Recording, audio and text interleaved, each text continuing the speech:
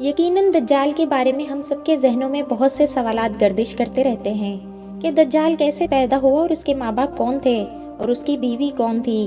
دجال کے بارے میں بہت سے علماء کرام کا خیال ہے کہ وہ ایک انسان ہے جو حضرت ابراہیم علیہ السلام کے دور میں موجود تھا، اور اللہ تعالیٰ نے شیطان کے ساتھ ساتھ دجال کی موت کو بھی ایک مدت تک ملتوی کر دیا، اور یہی وجہ ہے دجال آج تک زندہ ہے۔ لیکن آج وہ کہاں ہے اور وہ کب ظاہر ہوگا؟ تو اس کے بارے میں احادیث سے یہ ملتا ہے کہ دجال کو ایک نامعلوم جزیرے میں قید کیا گیا ہے جس کا علم اللہ کے سوا کسی کو بھی نہیں ہے۔ متعدد علماء کے مطابق دجال کا ٹھکانہ جاپان کے شیطانی سمندر میں ہے، جبکہ صحیح مسلم کی ایک روایت کے مطابق دجال کا خروج مشرق سے ہوگا۔ بہت سی احادیث میں یہ ملتا ہے کہ دجال قوم یہود سے ہوگا اور اس کے پیروکار میں زیادہ تر یہودی ہی ہوں گے۔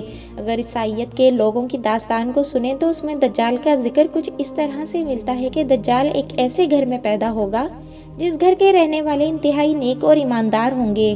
یہ خاندان یعنی اس کے والدین سالوں سے بیٹے کی دعا کر رہے ہوں گے، اور پھر اللہ اس کے گھر بیٹا پیدا کرے گا جو دجال ہوگا۔ یہودی دجال کو اپنا مسیحا قرار دیتے ہیں۔ آج کے دور میں یہودیوں کے مطابق ان کا مسیحا یعنی نجات دہندہ یہودی اور نسل ہوگا۔ اس کے مطابق دجال حضرت داؤد علیہ السلام کے شاہی خاندان سے ہوگا اور تخت داؤد کا جانشین ہوگا۔ وہ انسانی نسل سے گوشت پوشت کا ایک انسان ہوگا اور عام انسانوں کی طرح پرورش پائے گا، لیکن وہ غیر معمولی اور بہت سی پراسرار طاقتوں کا حامل ہوگا۔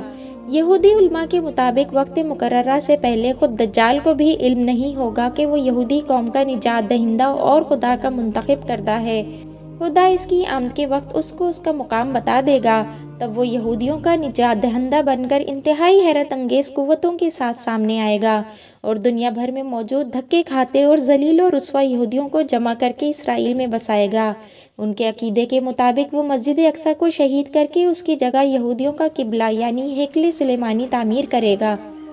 مزید ان کے عقیدے کے مطابق وہ تمام غیر یہودیوں کے خلاف ایک خوفناک جنگ کر کے ان سب کو ہلاک کر دے گا، اور وہ حضرت داؤد علیہ السلام کی سلطنت کو شان و شوکت کے ساتھ قائم کرے گا۔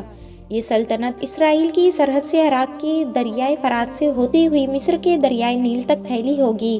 پھر وہ تمام یہودیوں کو اپنی بنائی گئی خود ساختہ شریعت پر عمل درآمد کروائے گا۔ یہودیوں کی کتابوں میں درج ہے کہ خدا نے دنیا کی بادشاہت کو صرف حضرت داؤد علیہ السلام کی نسل یعنی یہودیوں کے لیے مخصوص کر رکھا ہے، لہٰذا ان کا ماننا یہ ہے کہ دجال ایک عظیم پیغمبر ہوگا لیکن حضرت موسیٰ علیہ السلام سے کم عظیم ہوگا، جبکہ اس کا مزید کہنا ہے کہ ساری دنیا دجال کی عقل اور ذہانت اور طاقتوں کی وجہ سے اس کو بادشاہ تسلیم کر لے گی اور دنیا کے سارے مذاہب ختم ہو جائیں گے، صرف یہودیت باقی رہے گی۔ اب آپ کو واضح ہو چکا ہوگا کہ یہودی دجال کے بارے میں کیا سوچتے ہیں، لیکن یہودیوں کے اس نظریے کے برعکس ہمارے پیارے آقا حضرت محمد مصطفیٰ صلی اللہ علیہ وآلہ وسلم نے 1400 سال پہلے ہی بتا دیا تھا کہ یہودی دجال کو اس کی طاقتوں کی وجہ سے اپنا آقا اور رہنما مان لیں گے۔ اب پتہ چلتا ہے کہ وہ ایسا کیوں کریں گے۔ لہٰذا آج دنیا میں جتنی بھی بدامنی ہے وہ یہودیوں کی جانب سے اس لیے پھیلائی جا رہی ہے کہ جلد از جلد اپنے مسیحا کو دنیا پر حکمران دیکھنا چاہتے ہیں۔ اسرائیل کا قیام بھی دجال کے استقبال کی پہلی باقاعدہ تیاری کی وجہ سے ہے۔ یہودی دجال کو ایک خوبصورت اور خوبرو نوجوان مانتے ہیں، لیکن اسلام کے نزدیک دجال ایک بدصورت اور کانا شخص ہوگا۔ اس کے بال گھنگریالے ہوں گے جیسے اس کے سر سے سانپ لٹک رہے ہوں۔ اس کی رنگت سرخی مائل سفید ہوگی، اس کی پیشانی اور گردن بہت زیادہ چوڑی ہوگی، اس کا قد چھوٹا ہوگا اور کمر میں کب ہوگا۔ اس کے باوجود وہ بہت طاقتور ہوگا، وہ عام انسانوں کی طرح نہیں چل سکے گا۔ اس کی پیشانی پر دونوں آنکھوں کے بیچ کافر لکھا ہوگا۔ ایک دفعہ امام برزنجی نے دجال کے نسب کے بارے میں فرمایا تھا کہ دجال جنات پر قابو رکھتا ہے جس نے جنات کی نسل میں شادی کی تھی، اور دجال کے آباء و اجداد کا تعلق حضرت سلیمان علیہ السلام کے دور سے ہے۔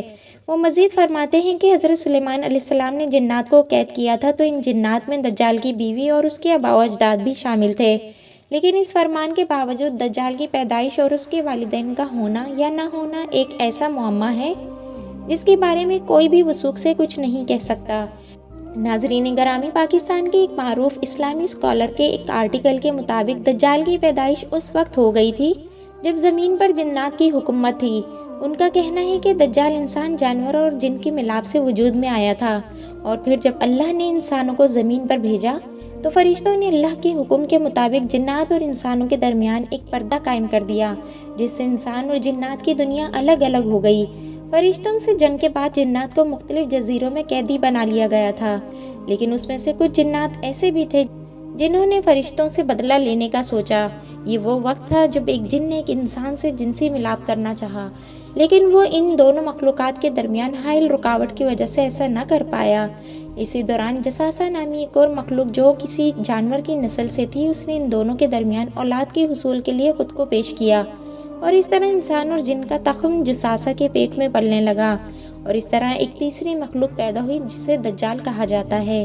پھر دجال کو فرشتوں نے زنجیروں سے باندھ لیا تاکہ دنیا دجال کے شر سے محفوظ رہ سکے۔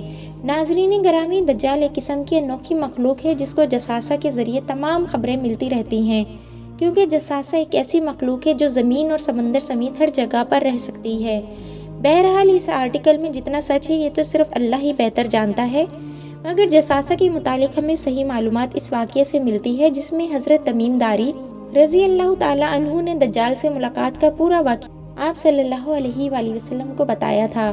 ایک دفعہ اسماء بنت یزید بیان کرتی ہیں کہ رسول اللہ صلی اللہ علیہ وآلہ وسلم میرے گھر تشریف فرما تھے۔ آپ صلی اللہ علیہ وآلہ وسلم نے دجال کا ذکر فرمایا کہ اس کے ظہور سے پہلے 3 قحط پڑیں گے۔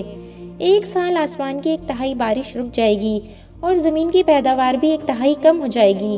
دوسرے سال آسمان کے 2 حصے کی بارش رک جائے گی اور زمین کی پیداوار 2 حصے کم ہو جائے گی، اور تیسرے سال آسمان سے بارش بالکل بھی نہیں برسے گی اور زمین کی پیداوار بھی کچھ نہیں ہوگی، حتیٰ کہ جتنے حیوانات ہیں، خواہ وہ کھر والے ہوں یا داڑھ سے کھانے والے، سب ہلاک ہو جائیں گے۔